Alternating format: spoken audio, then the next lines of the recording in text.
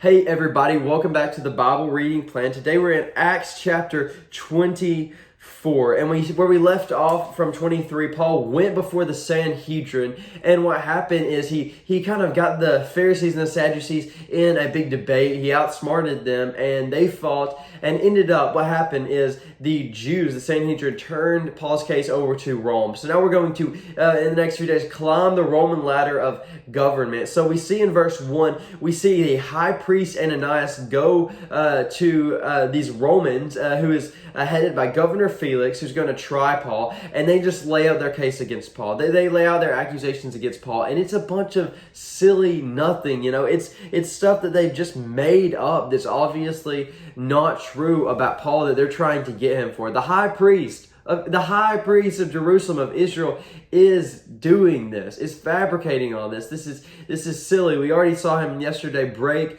the law when he had Paul punched in the face or hit in the face because Paul had said something in court that was contrary to the law. This Ananias guy is kind of looking out for his own right here. And I think Paul summarizes his defense awesome in verse 14. He says, "But this I confess to you, that according to the way," that's Christianity, "which they call a sect, I worship the God of our fathers, believing everything laid down by the law and written in the prophets, having a hope in God, which these men themselves accept, that there will be a resurrection of both the just and the unjust." And that's Paul's defense. It's pretty laid out before them. He's saying, I'm here because of the hope I have in Jesus Christ, not because I'm a radical Nazarite or anything. But what Felix does is he keeps Paul in custody for 2 years because he wants to do two things. He wants to please the Jews, stay on their good side, and he also wants Paul to bribe him out of prison. He wants Paul to give him a sum of money so he can be released. And that's what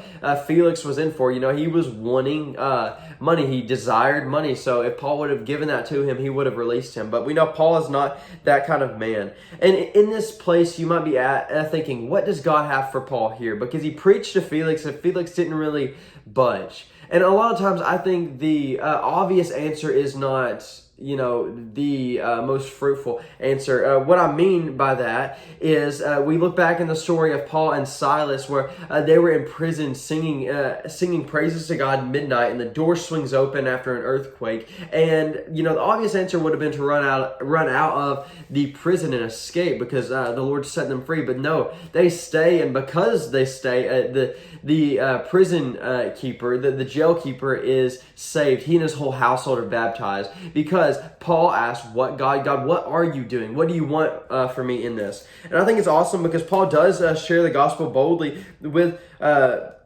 this guy named Felix, but when the Bible, Luke decides to include this thing about Felix's wife in verse 24. Paul is preaching the gospel everywhere he goes. Verse 24, "After some days Felix came down with his wife Drusilla, who was Jewish, and he sent for Paul and heard him speak about faith in Jesus Christ. And as he reasoned about righteousness and self-control and the coming judgment, Felix was alarmed and said, 'Go away for the present.'" And that's when Paul was left in prison for 2 entire years.